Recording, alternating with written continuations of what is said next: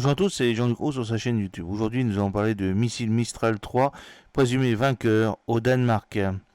Nouveau succès à l'export dans le viseur pour le missile Mistral 3 de MBDA, solution visiblement retenue par le Danemark pour armer une partie de sa flotte de véhicules blindés Piranha 5.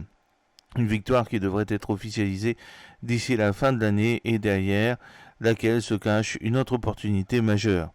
Le Mistral 3 l'aurait emporté auprès de l'armée danoise, nous confirme-t-on, de sources industrielles. Combiné à un ensemble de capteurs, il viendra étendre les capacités d'engagement du canon de 30 mm de la tourelle Skyranger 30, conçue par Rheinmetall. Celle-ci avait été sélectionnée en 2023 par la défense danoise pour transformer une quinzaine de Piranha 5 en autant de plateformes mobiles de défense aérienne très courte portée, les VSH-ORAD. Si cette tourelle est déjà câblée pour accueillir du Mistral, la configuration exacte n'est pas encore connue. L'an dernier, MBDA avait dévoilé une version dotée de 4 missiles prêts au tir. Le Mistral 3 ne manquait pas d'arguments face aux quelques concurrents en lice. Les performances de sa dernière version, premièrement, qui le rendent plus efficace qu'un Stinger, vieillissant et plus léger. Selon certains observateurs, en fait, ces capteurs auraient à plusieurs reprises atteint leurs limites face aux leurs des aéronefs russes.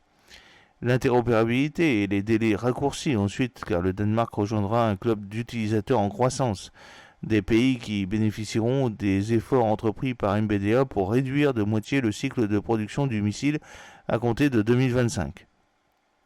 La perspective d'économie d'échelle, enfin, via une éventuelle affiliation à l'effort d'acquisition conjointe engagé l'an dernier par la France, la Belgique, la Hongrie, Chypre et l'Estonie.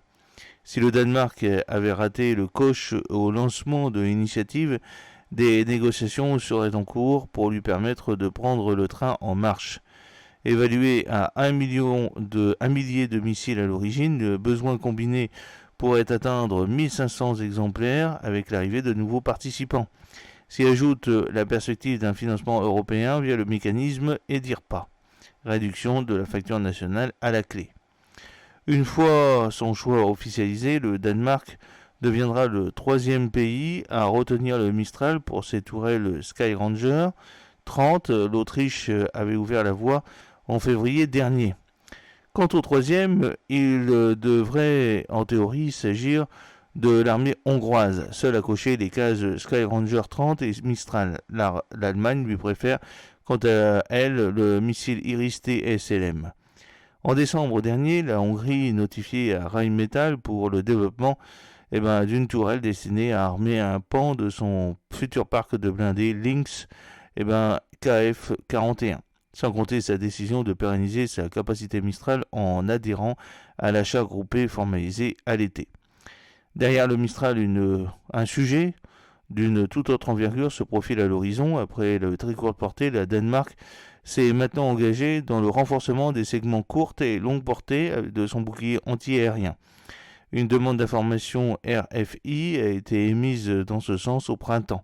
Clôturée mi-août, cette étape préliminaire n'aura pas manqué d'attirer les principaux industriels du secteur, à commencer par l'américain RTX et l'israélien Rafael. Du côté de MBDA, tant le système VL-MICA que le CAM et le SAMT, lui aussi remarqué pour ses performances dans le ciel ukrainien, soit en lice en vue d'un futur appel d'offres. Pour l'instant, focalisé sur le domaine terrestre, cet effort inscrit dans le temps long pourrait par la suite être élargi au domaine naval afin de communaliser les stocks.